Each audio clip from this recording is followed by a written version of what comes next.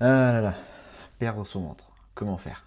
C'est la chose qu'on me demande le plus. C'est avant comment avoir des gros pecs, avant comment avoir des grosses épaules. C'est comment je peux perdre mon ventre, comment je peux avoir des abdos, comment je peux avoir un ventre plus plat. Euh, Quels sont les meilleurs exos pour perdre le ventre? Je vais te répondre à cette vidéo. Si tu me connais pas, je m'appelle Lucas. Je kiffe tout simplifier. Ok, je déteste les explications hyper longues, les explications très scientifiques. Le but c'est que je te parle très vulgairement des choses pour que tu le comprennes. Donc forcément, si jamais ça te plaît, n'hésite pas à t'abonner, n'hésite pas à liker cette vidéo. Je te rappelle que tu peux réserver un appel avec moi gratuit qui est dans la description pour justement faire le point de ta situation, voir ce que je peux te proposer, voir les solutions ou les conseils que je peux t'apporter. Donc c'est gratuit, je te laisse réserver ça dans la description. Alors, comment perdre le ventre? Bon déjà, faut que tu saches que le ventre c'est une zone où on a tendance à stocker très rapidement du gras. Okay. C'est une zone où la plupart des gens stockent du gras. On peut stocker à différents endroits, ça c'est vraiment propre à chacun. On peut stocker dans les cuisses, dans les bras, partout. Mais le ventre, c'est un endroit où on stocke énormément de gras en général et où ça peut très vite arriver. Maintenant, déjà première question, quels sont les meilleurs exos pour perdre le gras au niveau du ventre? La réponse est simple, il n'y en a pas. Okay. Aucun exo, et surtout exo de musculation, va te permettre de perdre du ventre. Un exo, c'est fait pour muscler un muscle, ou développer un muscle, développer de l'endurance, tout ça. Donc, un exo ne peut pas travailler le gras. Le gras, ça ne se travaille pas. Okay. Donc, un exo ne va pas te faire brûler du gras au niveau des abdos, au niveau du ventre. Tu fais des abdos, tu peux te tuer aux abdos, ça ne va pas brûler le gras que tu as, ça va tout simplement développer tes abdos. Mais tes abdos peuvent être le plus développés possible. S'il y a du gras au-dessus, ils ne se verront pas. Donc, si tu te la tues aux abdos en espérant perdre le gras que tu as au ventre, en espérant avoir un ventre plus plat, c'est pas la chose que tu dois faire en priorité. Tu dois continuer à le faire parce que ça te permet vraiment de te muscler, même c'est très important de muscler les abdos. Le gainage, par exemple, excuse-moi, le gainage peut t'aider à muscler.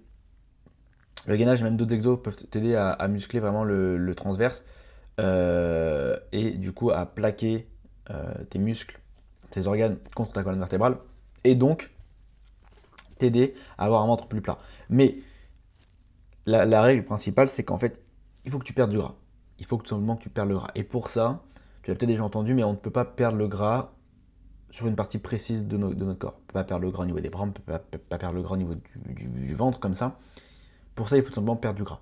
Tout simplement. Et après, ton corps va décider où est-ce qu'il va perdre du gras en priorité. Est-ce que ça va être au niveau des bras, est-ce que ça va être au niveau du ventre? En général, on perd du ventre assez facilement, vu que c'est là où on a le plus de gras. Mais c'est là aussi où il peut rester quand même un peu de gras. C'est-à-dire que même si on est sec au niveau des bras de ça, il peut rester un peu de gras au niveau du bide. Ça, tu peux pas vraiment le contrôler, c'est ton corps qui est comme ça.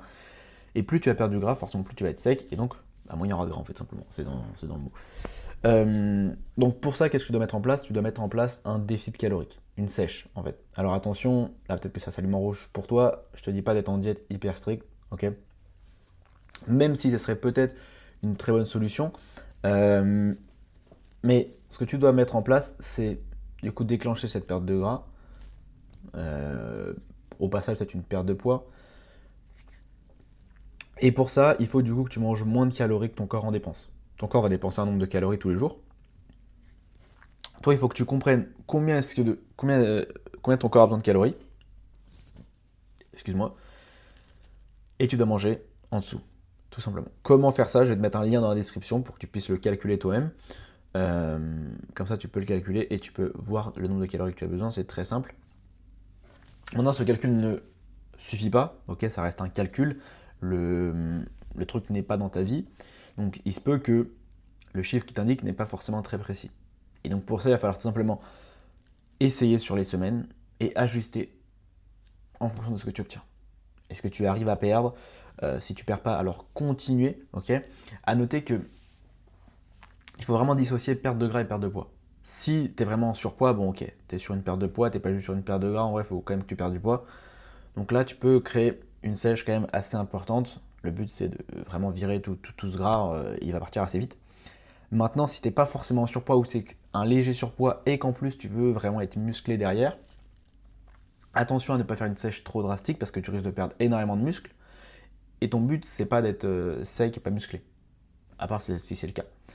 Si ton but, c'est quand même d'être musclé, sans être bodybuildé, bien sûr, c'est d'être voilà, un corps correct, d'avoir un corps qui est avec un peu de muscle. Il faut que tu fasses attention à ce que ta sèche ne soit pas trop forte, et surtout que tu manges assez de protéines et que tu continues de t'entraîner efficacement pour créer du muscle en même temps.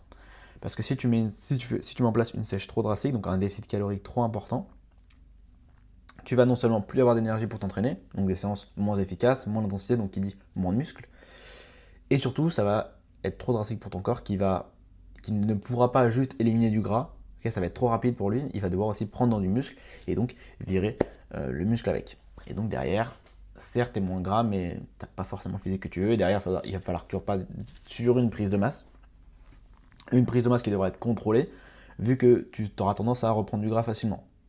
Donc c'est pour ça que je te dis vraiment, fais les choses bien pour éviter de perdre plusieurs mois, plusieurs années pour avoir le même résultat. Voilà, c'est pour ça. Donc, vidéo très simple, en vrai, je t'ai pas appris énormément de choses, juste que tu ne peux pas perdre le gras à un endroit précis. C'est vraiment ciblé sur tout le corps, et après c'est ton corps qui va enlever petit à petit là où il veut.